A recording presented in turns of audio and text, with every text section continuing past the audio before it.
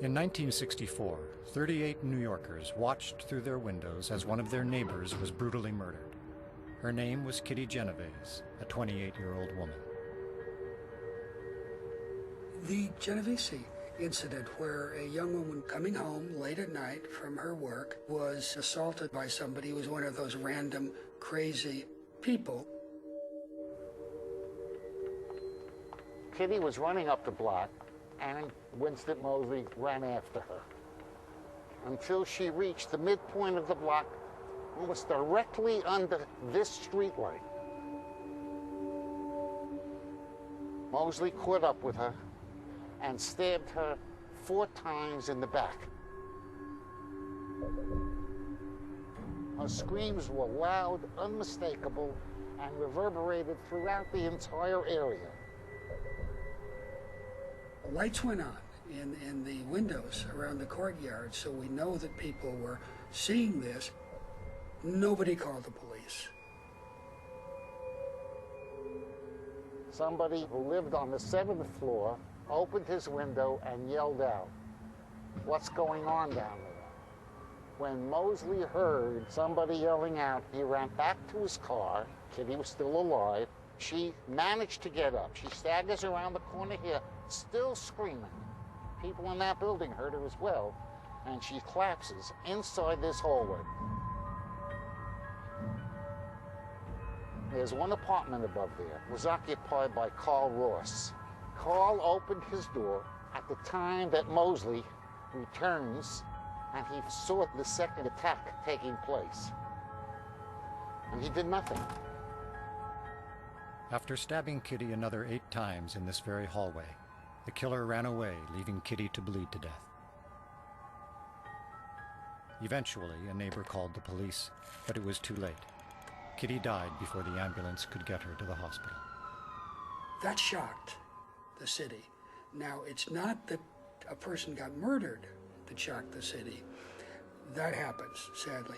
It's that a person got murdered and her neighbors watched and nobody did anything. Bibb Latney and I, we read about the murder, as did everybody else. Here we were 2 young social psychologists starting our research careers. We knew about Stanley Milgram's set of experiments on obedience to authority. And we started to think about, in an offhand way, what could have produced the Genovese effect. Perhaps Kitty Genovese might have been alive today if fewer people had seen her. There were perhaps 38 people who could have responded, but each were looking to see what these other people were doing.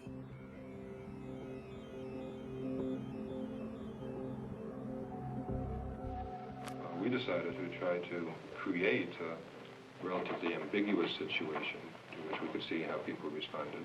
We thought that one kind of thing that comes up that's often hard to tell whether it's a real emergency or not has to do with fire.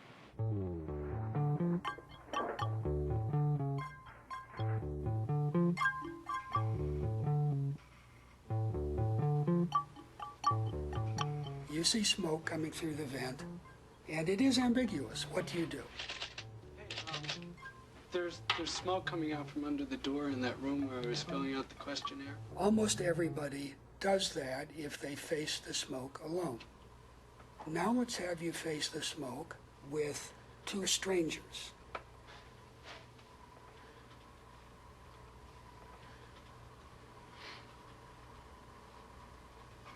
One person can be seen glancing at the other. The other is continuing to fill out the questionnaire. It's getting a little more smoky in the room, but nonetheless, you stay in the room. By and large, people surrounded by people who react as if there's nothing wrong don't respond. Everybody sees the other people not reacting, so they create a definition of the situation. No emergency. To test their theories about how groups and individuals respond differently to a crisis, Darley and Latney conducted a second experiment. This time, the emergency was clearly defined. First of all, I would like to thank the 2 of you for being here today to help out in this study. In this experiment, one student was asked to communicate via intercom with another student down the hall. somebody give me a little help here, because I'm having a problem. I've got one of these things coming on. What sounded like a real seizure in the subject's headphones was just a tape recording of an actor playing a role for the experiment. If somebody would give me a little help, hello? Could somebody help?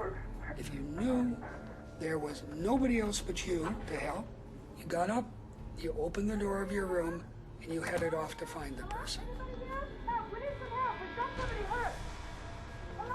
On the other hand, if there were 3 or 4 other people present who you heard, We'd like to thank the 3 of you for being here today to help us with the study.